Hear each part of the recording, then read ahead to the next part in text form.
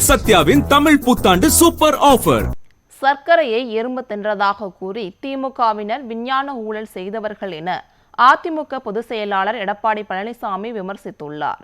தஞ்சையில் பொதுமக்கள் மத்தியில் பரப்புரை மேற்கொண்ட அவர், மத்திய அமைச்சர்களாக இருந்த திமுகவினர் தமிழ்நாட்டிற்கு என்ன செய்தார்கள் என கேள்வி எழுப்பினார்.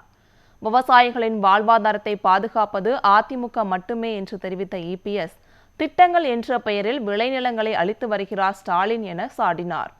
விவசாயிகளை ஏமாற்றும் முதலமைச்சர் தேவையா என்று வினவிய அதிமுக பொதுச் செயலாளர் எடப்பாடி பழனிசாமி, சர்க்கரையை எறும்பு தின்றதாக கூறி விஞ்ஞான ஊழல் செய்த கட்சி திமுக என விமர்சித்தார். விவசாயம் செழிக்குமா? விவசாயிகள் வாழ முடியுமா? எங்க ட்ரேல வச்சு காட்டுறாரு, அதை பார்க்கிறாரு. இப்படிப்பட்டு விவசாயிகள் ரத்தத்தை வீர்வியாக மண்ணிலே சிந்தி வெயிலையும் மழையும் பொருட்படுத்தாமல் உழைக்கின்ற விவசாயி தொழிலாளி இன்றைக்கு நாட்டுக்கு உணவளிக்க சொன்னா சாதாரணம் இல்ல. இன்றைக்கு விவசாய தொழில் என்பது சாதாரண தொழில் அல்ல.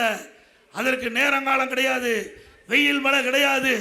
24 மணி நேரம் பணி செய்தால்தான், நம்முடைய குழந்தையை போல நெற்பயிர்களை கவனித்தால்தான் விளைச்சல் கிடைக்கும்.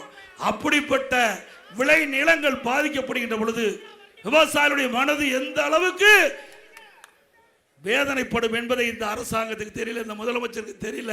பேரில் வச்சு பயிரை பார்க்கிற முதலமைச்சர் நாட்டுக்கு தேவையா?